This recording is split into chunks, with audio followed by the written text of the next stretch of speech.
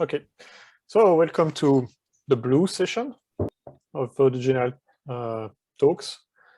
So today we have until 2:30 we have 5 talks. The first talk is Simon Powers, who is going to talk about evolutionary game theory analysis of trust in repeated games and lessons from human-machine interactions. So just quickly, I'll be the chair, and with Manuel, that is over there, and we kind of try to play around, the both of us. Okay, so I give the Simon, you can start sharing. Thanks a lot, Julian. Hopefully I can share my screen. Oops, too. Seems to work. Okay, perfect, great. Okay, so you have 25 minutes talk, 5 minutes question, from what I understand, and then I will tell you around 20 minutes that you have 5 minutes left. Okay? Yeah, that's perfect. Thanks a lot. Great. Okay, thank you. So welcome to my talk today on an evolutionary game theory analysis of trust in repeated games and what lessons we can draw for that for interactions between humans and machines, and in particular humans and AI intelligent agents. And this is work with Tian Han and Cedric Perret at Teesside University, and myself, I'm Simon Powers. I'm based at Edinburgh Napier University. Good. Okay, so if we think about AI then, artificial intelligence, and we ask ourselves, what's the first thing that comes to mind? The first thing that comes to mind actually is probably deep learning. That's in the news so much these days. It's so much in academic articles that I think the idea of machines learning from vast amounts of data is probably the first thing that comes to mind. But actually what I want to draw attention to is actually AI is nevertheless more than just deep learning. It's more than machine learning. So the idea of AI really started with the idea of an agent, and that of course is something that's familiar to us in artificial life. In artificial life, we're interested in building agents, in agents that exhibit lifelike processes. But the idea of an agent, actually, it was kind of first developed in early AI theory, and there was a lot of work then in the 90s on multi-agent systems. So it's this idea that you can have an agent that does something for you, that you delegate some task to, and it will go away and do it. And then to do that task, it can interact with others, either other humans or other software agents that are representing those humans. So this is the idea of an artificial intelligent agent and a multi-agent system. That field was very popular in the 1990s. There was a lot, and kind of died a bit of a death in the early 2000s, at least in the multi-agent systems community. But it's really making a comeback, I would say, probably last sort of 5, 6, 7 years. And the reason for that is we actually now have the computing power and the technology to actually make these things work. And so intelligent agents that we interact with in our daily lives are now actually a thing.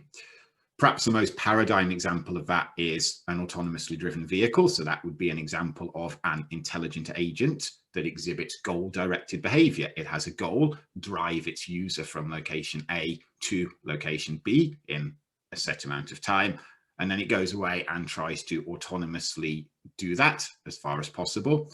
So that would be a concrete example of one of these intelligent agents.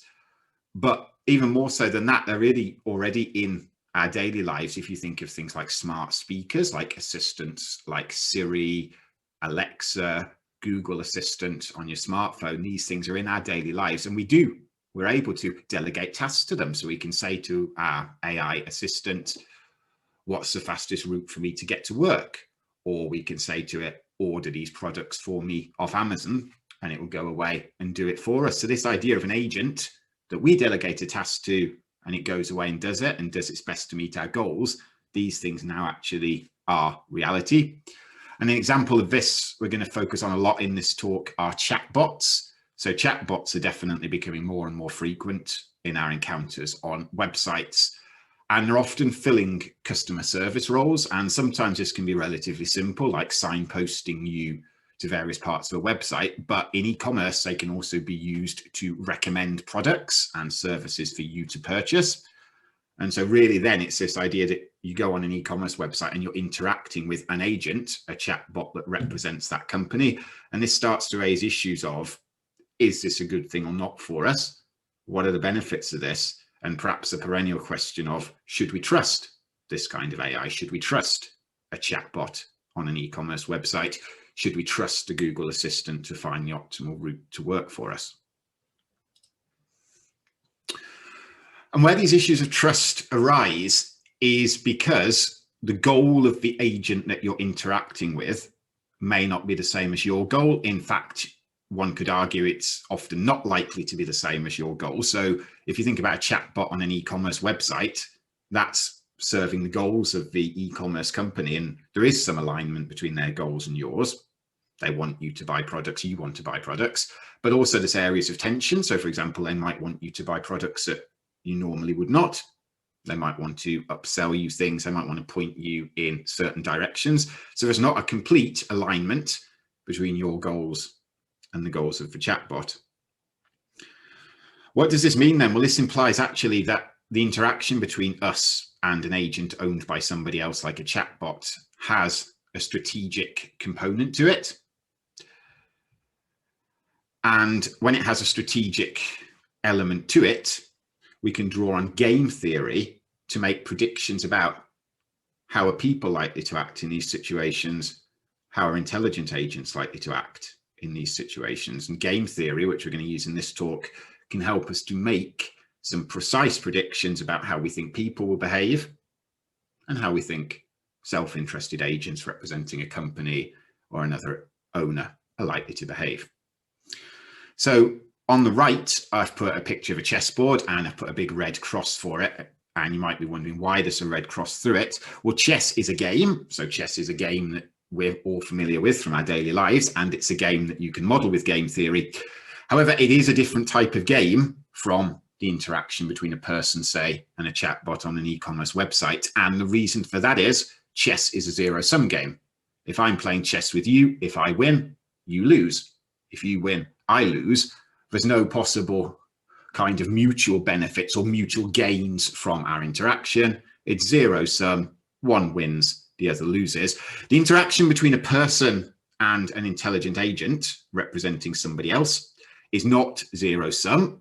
There are the potential for benefits to both of them compared to if the interaction did not happen at all. So for example, if things go well with our chatbot, the chatbot saves the company money, benefit to the company, and it can also help us as a user. We might be answered much quicker than having to wait to speak to a human. So there's potentially benefits for both in the interaction. So it's not zero-sum.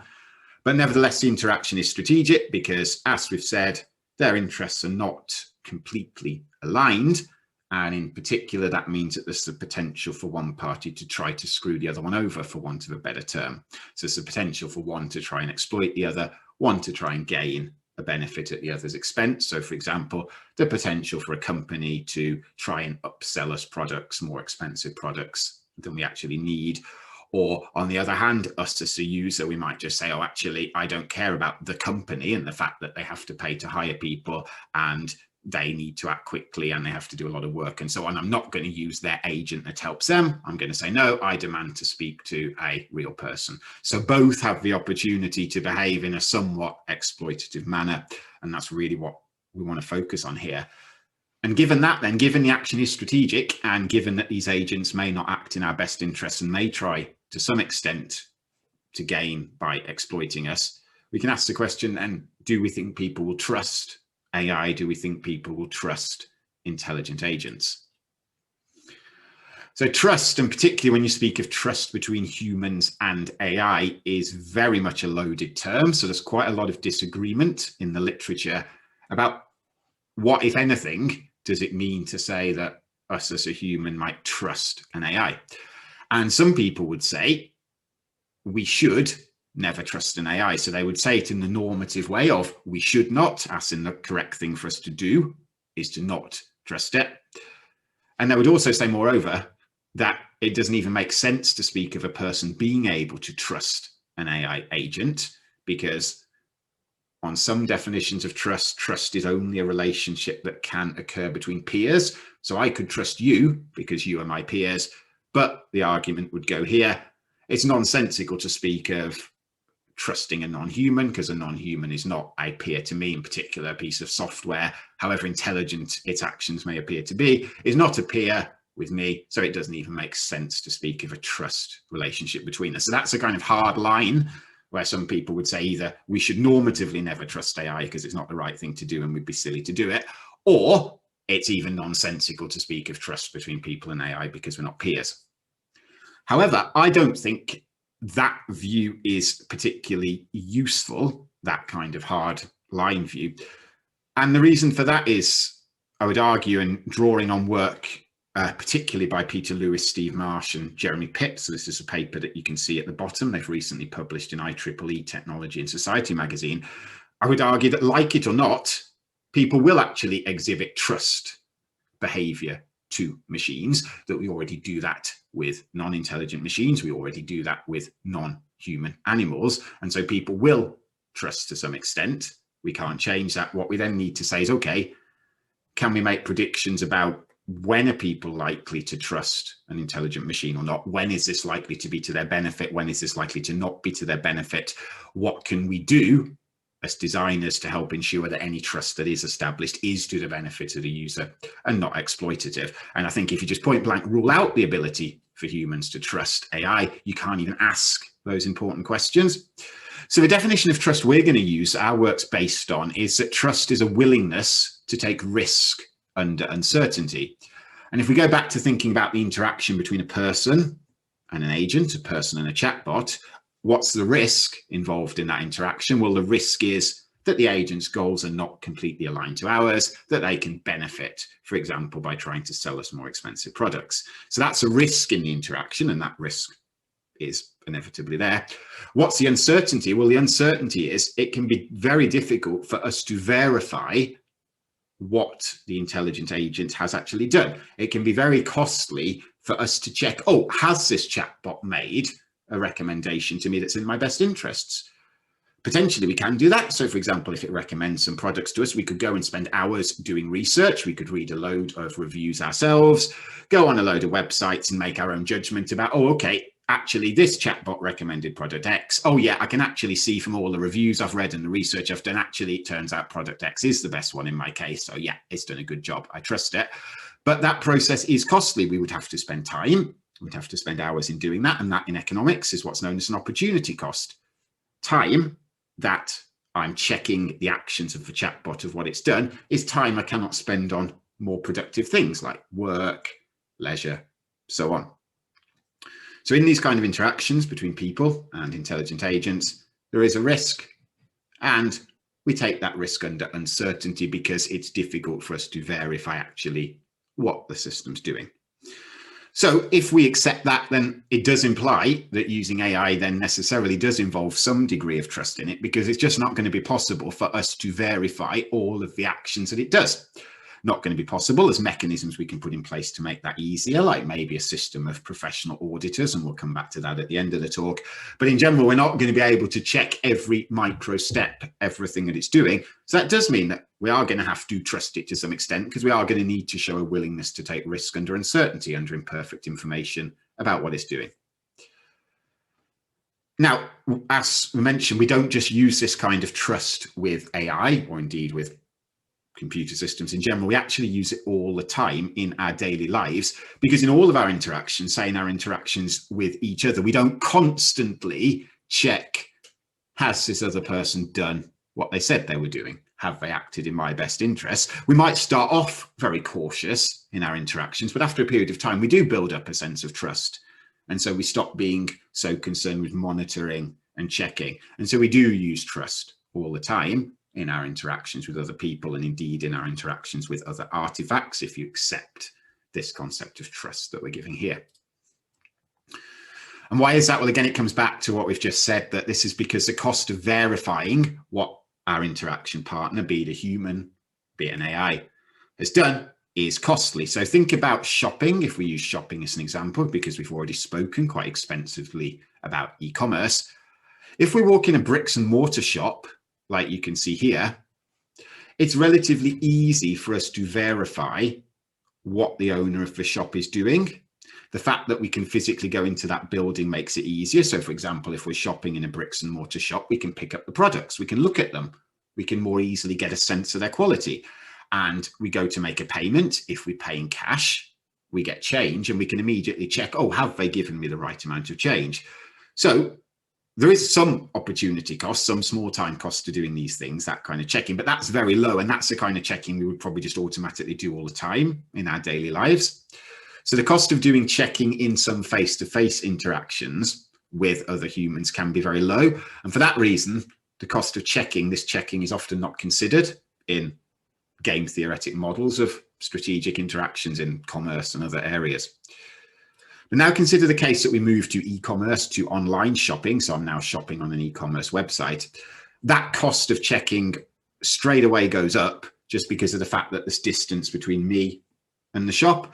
So I can no longer verify easily the quality of the goods before I purchase them. I cannot physically pick them up, touch them, look at them, and so on. So again, I then have to take some risk and uncertainty that the thing I'm ordering is of the quality that I expect.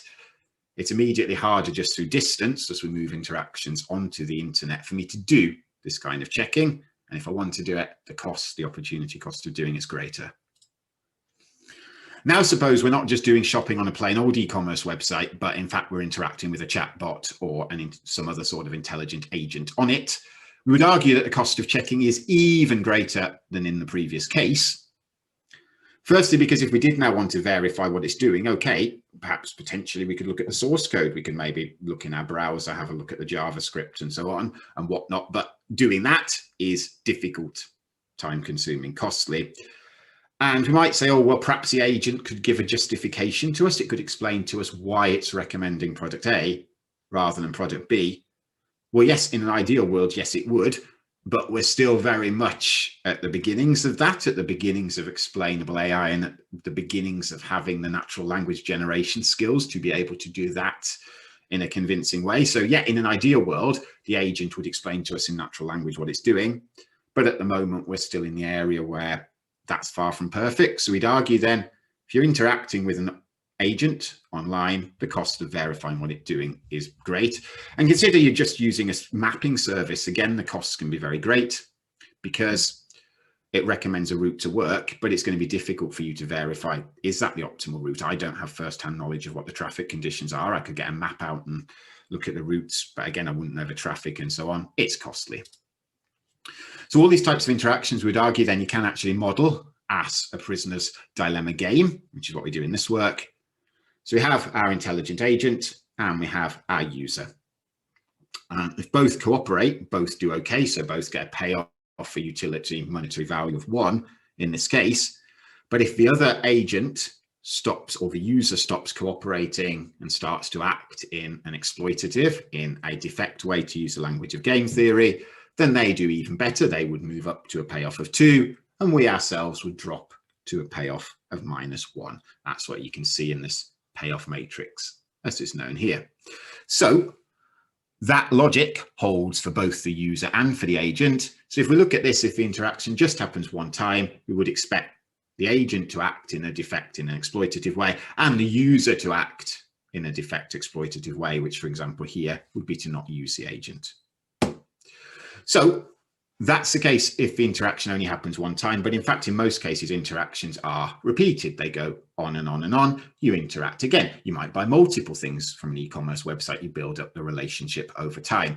In that case, we would expect the players, both the user and the agent that's representing the company, to care about not just their payoff in this interaction, in this round, but the sum of their payoffs through time.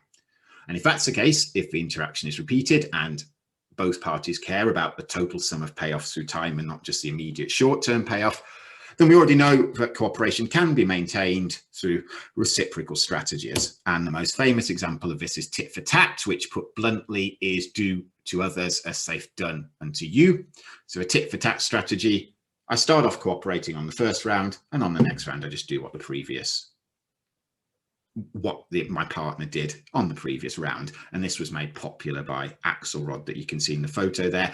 And tit for tat is a successful strategy. It can, for example, outcompete strategies that always defect, that act in an exploitative way, and it can lead to very high levels of cooperation. That's well known, but what's not been appreciated in the literature is to use a tit for tat like strategy. You have to know what did the agent do in the previous round, did it cooperate or not? And as we've argued, that carries an opportunity cost, and that's likely to be greater, we would say, even more so in interactions with intelligent agents compared to in interactions with people. So there's this opportunity cost. In previous game theory work, this is typically assumed to either be non-existent or to be very low, because they were focusing on face-to-face interactions, often between people, although in e-commerce they've recognized it's more of an issue. But we'd argue with intelligent agents, we've really got to take account of this cost of checking, verifying what they're doing. So to do this, we introduced... Cool, thank you. We introduced the idea of trust-based strategies. A trust-based strategy starts off playing in a tit-for-tat way. So it starts off cooperating and keeps cooperating as long as its co-player checks what they're doing each round. Then after a threshold number of rounds, it says, okay, if you've cooperated, say the last 3 rounds, I'm going to stop checking. I'm going to stop checking every round to avoid paying the cost of doing it. And I'm only going to check once every so many rounds, say once every 3 rounds, I'll only check with some probability. This can be good because then you're reducing that cost of checking. And so we might expect in some cases these trust-based strategies to outcompete tit for tat, which means we might predict humans to use trust in this sense in a strategic interaction. However, we have to consider an alternative version of our TUC, our trusting cooperative strategy that you can see there. And the alternative version is, an exploitative version is, I cooperate with you to build up trust for the threshold number of rounds, and then I switch to always defecting. So this would be a strategy where I first build up trust and then I switch to exploiting you when I know you've stopped checking. We're interested, how do these strategies do in competition with each other and in competition with unconditional strategies that don't trust? So we can ask the research questions that you can see here. When is trust-based cooperation favored over tit for tat? And does it increase the level of cooperation? And when is it most likely to be used? We address this using evolutionary game theory, and please have a look at our paper if you're interested, where we go into the methods in detail. But the key take-home figure is on this graph. This is really the key result of the paper. On the x-axis, we've got this opportunity cost, the cost of checking, well, did the agent cooperate on the previous round or not? And on the y-axis, we can see the frequency of strategies in the population. So again, this is an evolutionary game theory model where you just copy strategies that are the most successful ones, and that causes them to spread in the population. And what we can see is that for no opportunity cost, both tit for tat and our trusting cooperator, our TUC strategy, the purple line, both do well. But as the opportunity cost, the cost of checking what the agent's done increases, tit for tat, the blue line, starts to do less and less and less well. And our TUC, our trust and cooperate strategy, starts to do really, really well. If the opportunity cost becomes very high, then we actually go to a state where it's just best to always defect because it's just too costly for us to check what's going on. And the graph on the right is showing what's the gain in cooperation, the increase in the frequency of cooperative moves that we're getting by having these trusting strategies in the population. And as we can see, there is a gain. And I just want to mention that these results, we've varied a number of parameters, in particularly how important the interaction is to the participants, to the person and to the agent. So that's a gamma parameter you can see on the x-axis here. And we've varied the length of the interaction, R, the number of rounds. And we can basically conclude that trust-based strategies occur most frequently and most advantageous when the interaction goes on for a large number of rounds. R is 50 or R is 100 here. And also for intermediate importance of the game, when the interaction is of intermediate importance. So what have we done then really in this work? We've formalized trust as a behavioral strategy in the game theoretic sense. And we've argued that actually what you do by trusting, it lowers your cognitive cost. You no longer have to monitor and check all the time what the co-player is doing once some level of trust has been established. We can make predictions from these results about when are people likely to act in a trusting way. When are they likely to use trust-based strategies? Well, our results, particularly these results here that we show in more detail in the paper, these results demonstrate that people are most likely to use trust. We predict they're most likely to be trusting for intermediate costs of checking what the agent's doing, and for interactions that go on for quite a large number of rounds at a medium to long term. And we'd argue these conditions suggest actually that humans are more likely, if anything, to be trusting of AI than of human co-players. And the reason for that is this opportunity cost is much greater of checking what an AI system's doing compared to another person for all the reasons we have discussed. And this provides formal support, formal modeling support for the intuitive idea that us as mechanism designers should do what we can to make the cost of checking the actions of AI lower. We should try and get that opportunity cost of checking down as low as possible. By viewing trust in this way as a strategy in the game theoretic sense, we provide formal support and predictions that support that intuitive argument. And I think that's one of the strong contributions of our work. So I will wrap up now. So just an advert for the full paper that we've written on this. So in A-Life, we had this as an extended abstract. The full work is published in Cognitive Systems Research, as you can see here. And thanks again to my co-authors, which are Tian Han, which you can see on the left at Teesside, and Cedric Perret, who's now at the University of Exeter, that you can see on the right there. And thank you very much for your attention. I'd be very happy to take any questions you might have. Thanks a lot, Simon. It was a very nice talk. Okay, so just to remind people, you can ask questions on the Q&A part if you click on the button below. So far, we have one question. So we'll read it unless person want to speak about it. I don't know. Or I'll read it. Okay. So hi, Simon, thanks for the talk. Great to see what you've been thinking on.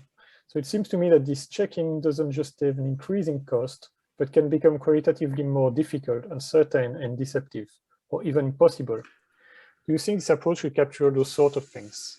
Thanks. Do you understand the Yes, yeah, thank you. So that's an excellent question. So it's this idea that, okay, we focus very much on a quantitative shift in the cost of checking. So that was what we showed on the x-axis in our results figures.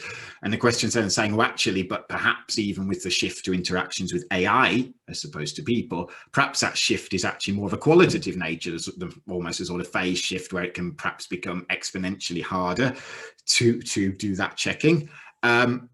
So yes, I think we could capture that to some extent in this model. So certainly for high opportunity costs, to see trust, you would need the interaction to go on for a large number of rounds.